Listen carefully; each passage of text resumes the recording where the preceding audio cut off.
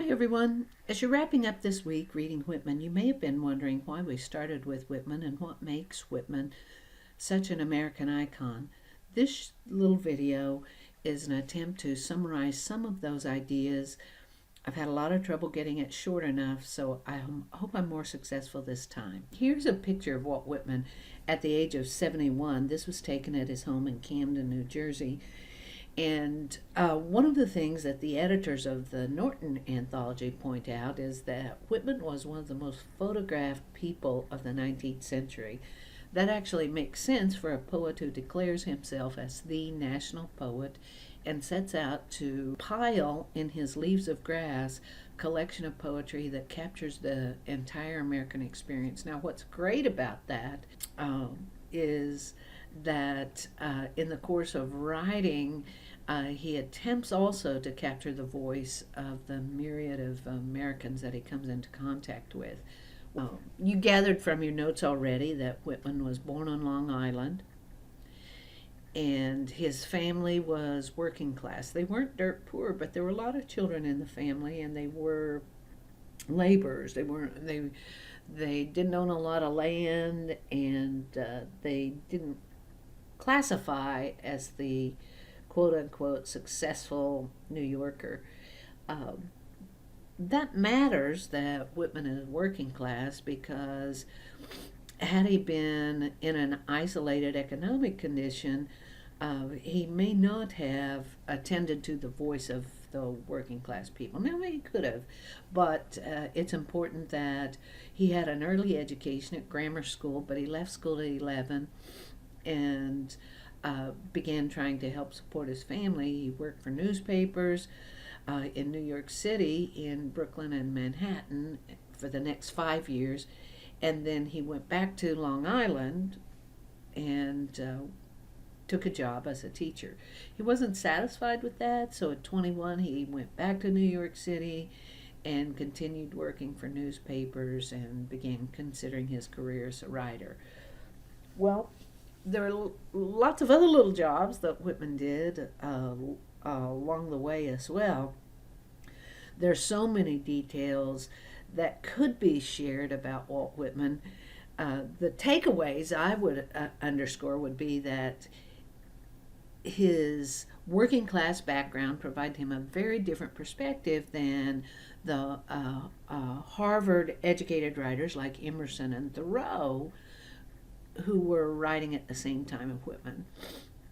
Likewise, his apprenticeship with the newspapers made him sensitive to writing, but it also let him become very, very much aware of what was going on in this throbbing New York City. Now, nothing like it is today, but still a center of activity and still the entryway. As you know, many immigrants came to the United States through Ellis Island, which is right up there near New York City.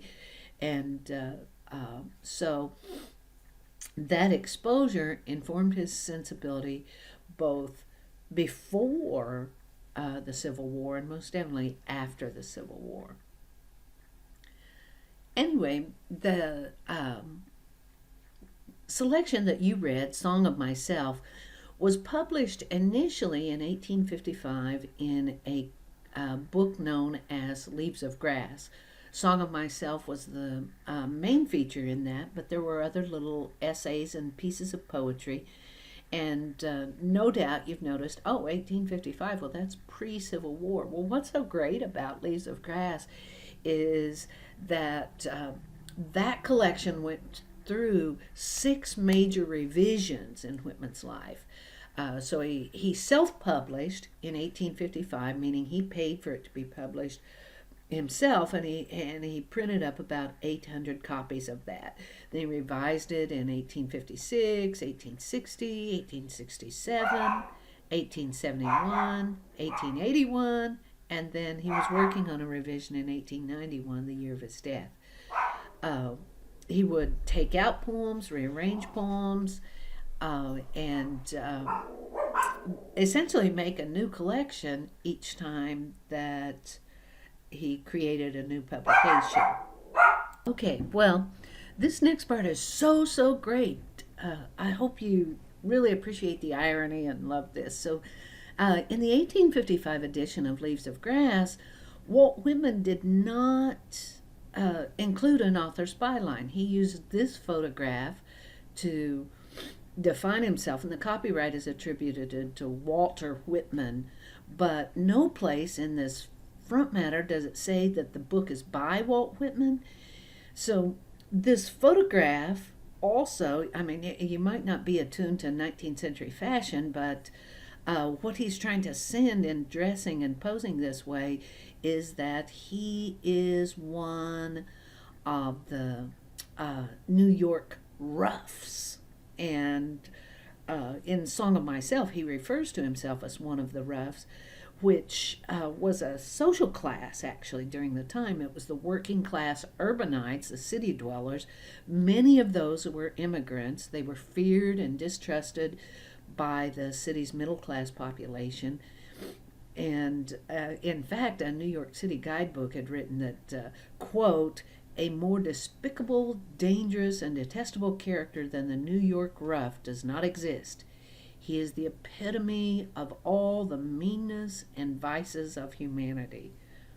Oh, well, ironic, right? Given the controversy in our current day regarding immigrants, and particularly the political rancor that we see almost daily regarding immigration in the United States. And I guess I should say illegal immigrants at this time.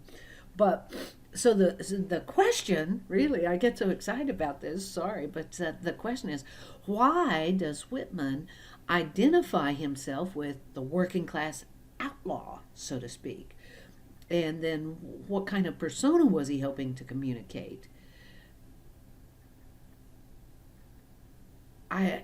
I just think it's so fascinating that not only did he want to be seen as part of the fringe culture on the margins of society, but he also wanted to be regarded as the representative American poet, as the epitome of what it meant to be an American.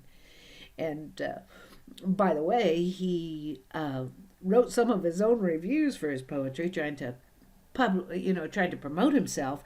And he identifies the author of Leaves of Grass as an American bard. And so, anyway, I just think that's so great and so timeless that he is not seeing himself as the landed gentry. He instead defines a cornerstone of American experience as the immigrant, as the outlaw, as the working class and the downtrodden. Well, some of the remarks that Whitman makes in the preface to the Leaves of Grass kind of makes it, or fills out that connection, if you will. One claim he makes is that the United States themselves are essentially the greatest poem. And that he has another essay entitled Democratic Vistas. That's also in Leaves of Grass. And that's part of his poetic vision, if you will. And then another part, and I think this is a moving passage, he says, soon there will be no more priests. A superior breed shall take their place. The gangs of cosmos and prophets en masse shall take their place.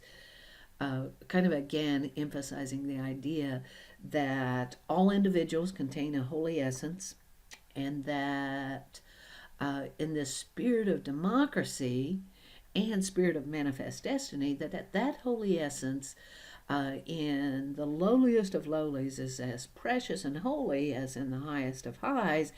And also then that holy essence is uncontainable, that it can spread in limitless directions and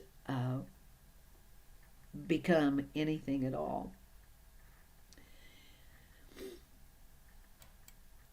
Of course, you already saw that in Song of Myself, Whitman attempts to capture the personal and geographic diversity of the United States as it's coming into being, and you students of history will remember that the Louisiana Purchase was only the early part of the 1800s, but it most definitely opened up this vast geographic expanse that gave so much room for I don't want to say expansion again, but so much room for fulfilling potential. Well, there's nothing easy at all about Song of Myself. It is a very, very difficult poem, and it moves in a bunch of different directions. You gathered already that it's divided into 52 cantos for 52 weeks of the year, and it is an attempt at a personal epic. It moves in a lot of different directions, covers a lot of territory geographically and thematically. But one thing to note or to dwell on in that opening canto is the way in which the poet is attempting to establish the persona of his speaker. The Song of Myself doesn't imagine that his listeners are overhearing him. Instead, he's addressing the listener specifically by that opening line, I celebrate myself and sing myself, and what I assume about my importance in the universe, you too will assume.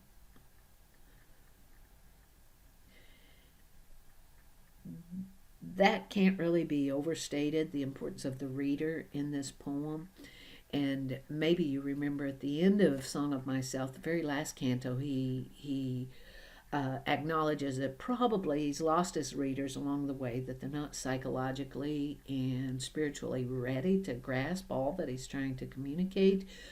But he says, I stop somewhere waiting for you.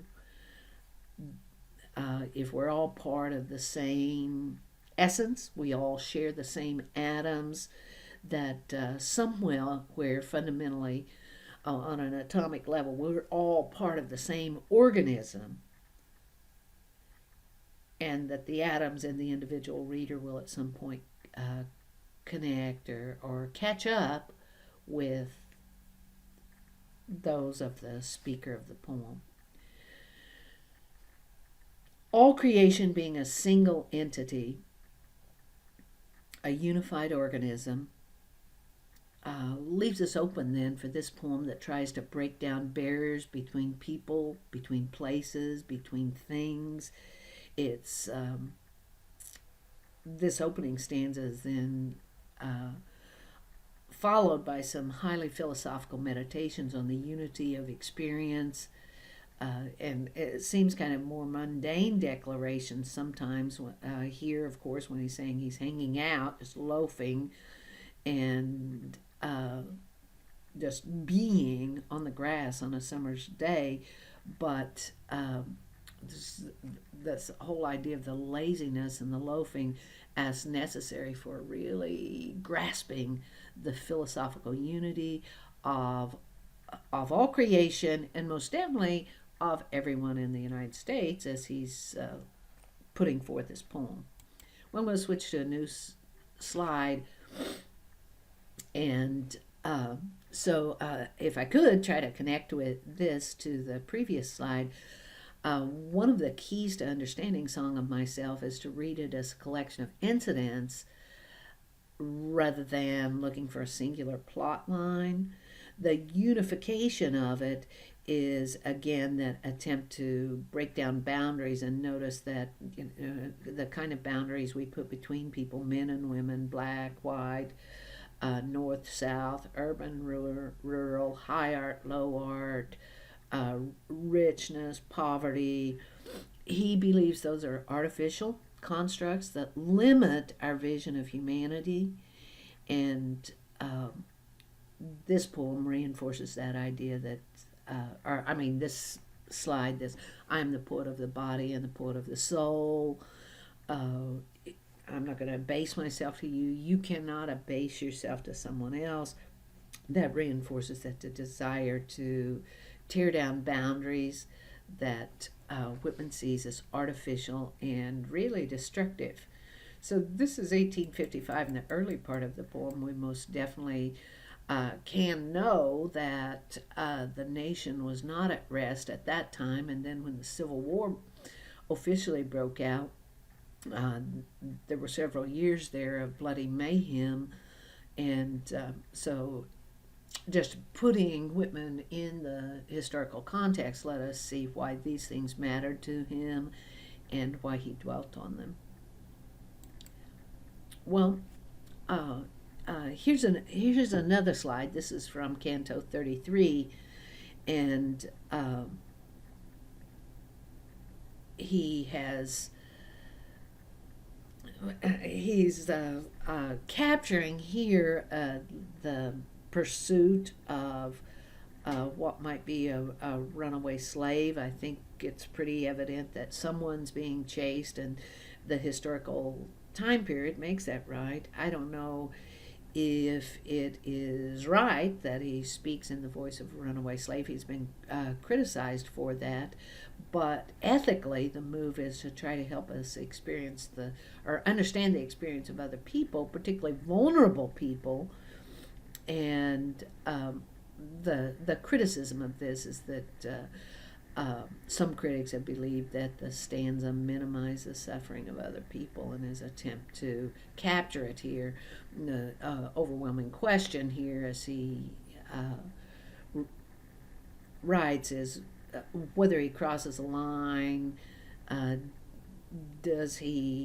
should he take this liberty to try to represent the experiences of other people? But here, this is the big thing, is at least he was trying to do something that unified humanity rather than sit in a privileged or stationary role. Likewise, I think you would note that what's gripping about this particular stanza is the vividness of the language, and this is gory and grim, and not at all in keeping with that early tone of I celebrate myself and sing myself, and what I assume you shall assume. But in Whitman's vision, that suffering and pain is most definitely part of human experience. And if we are going to try to bridge or try to understand ourselves as unified rather than a divisive America, we have to try to come to grips with the pain and suffering, as well as the elation and beauty. So here's another stanza, and it's contrapunts. It's a little later. It's nearing the end of the poem. It's section 48, and just think about this for a minute as trying to pull some things together. I have said that the soul is not more than the body, and I have said that the body is not more than the soul, and nothing, not God, is greater to one than oneself is.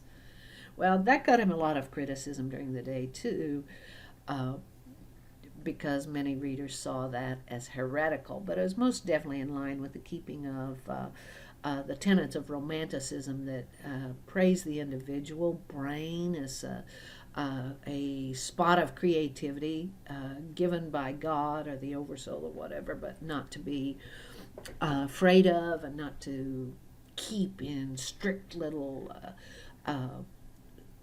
structures that didn't allow human beings to explore their possibilities.